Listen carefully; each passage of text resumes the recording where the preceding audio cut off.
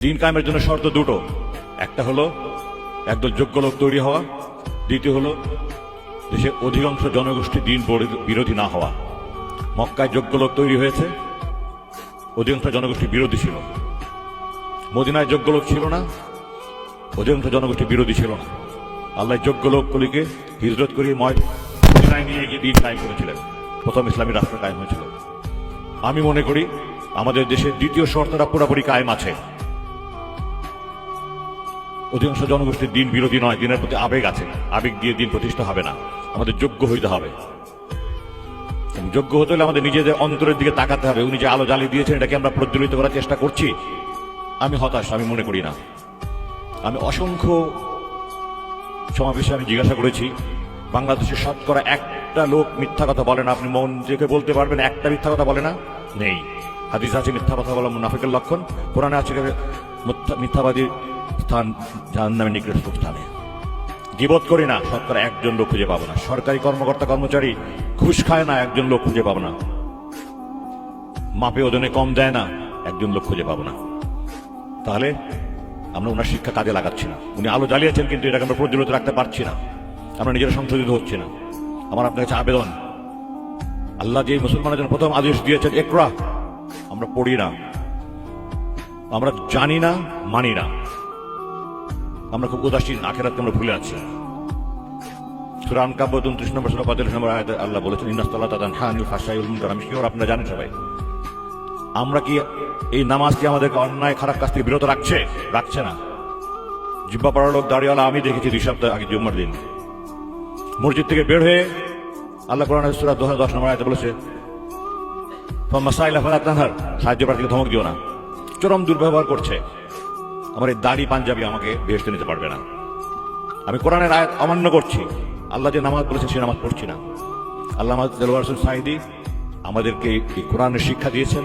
ওই শিক্ষায় আমাদের অন্তরকে আলোকিত যদি করতে পারি আমরা, ইনশাআল্লাহ এই দেশে দিন প্রতিষ্ঠা হবে। আমার বাবার জানা যায় 25 অক্টোবর 2014 সালে আমি বলেছিলাম একদিন এই দেশে লক্ষ গোলাম আযম পয়দা হবে ইনশাআল্লাহ।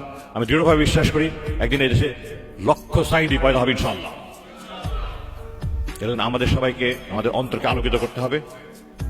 আল্লাহ যেমন সূরা আহজাবে 33 নম্বর সূরা 21 নম্বর আয়াতে বলেছেন লাকাদ কানা লাকুম ফি রাসূলিল্লাহি উসওয়াতুন হাসানাহ। আমরা এই উসওয়াতুন হাসানাহ দেখিনি। আমরা ওনার যা উসওয়াতুন হাসানাহ অনুসরণে যারা উসওয়াতুন হাসানাহ ছিলেন সেই সাহাবীদেরকে আমরা দেখিনি, তাবেঈনদেরকে দেখিনি, তাবেঈনদেরকে দেখিনি। আমরা আমাদের সময় যাদেরকে দেখেছি উনি উসওয়াতুন হাসানাতের মধ্যে একজন। আমরা ওনাদের আদর্শ অনুসরণ করে যদি কোরআনের আলোকে নিজেদের আলোকিত করতে পারি, তাহলেই আমি মনে করি আমরা দুনিয়া এবং আখিরাতে কল্যাণ পাবো। এই একটা মেসেজের সাথে আমি আরো 2টা মেসেজ দিতে চাই। সেটা হলো আল্লামা সাঈদী সম্পর্কে 6 পৃষ্ঠার একটা কাগজ দেওয়া হয়েছে এখানে। এইটা দ্বারা আল্লামা সাঈদীকে মানুষের কাছে পরিচিত করা যাবে না। আল্লামা সাঈদী কি ছিলেন এটা মানুষকে জানতে হবে। এবং আমি সাঈদী ফাউন্ডেশনের কাছে অনুরোধ করব যেন ওনারা এমন একটা কাজ করে যান যেটা আল্লামা সাঈদী দেশের মানুষের অন্তর যুগ যুগ থেকে জাগ্রত থাকে। এবং সেই সাথে এখানে আরো যারা শহীদ পরিবার সবাইকে আমি অনুরোধ করবো, আমি কোনো প্রচার করার জন্য আসিনি। আমার গুম হওয়ার 1 বছর আগে আমি এটা একটা করেছি।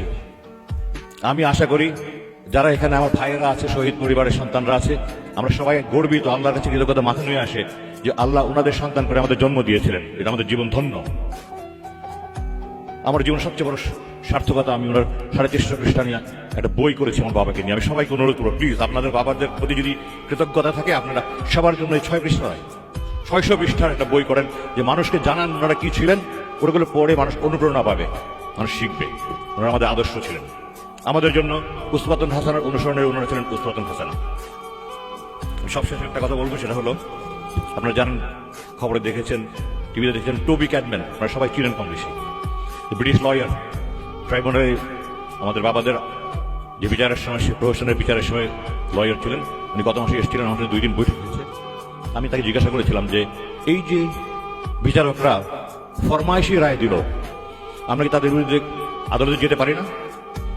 সে আমাকে বলেছে ইউ মাস্ট, জাস্ট এইভাবে বলেছে ইউ মাস্ট। আমি প্রস্তুতি নিচ্ছি।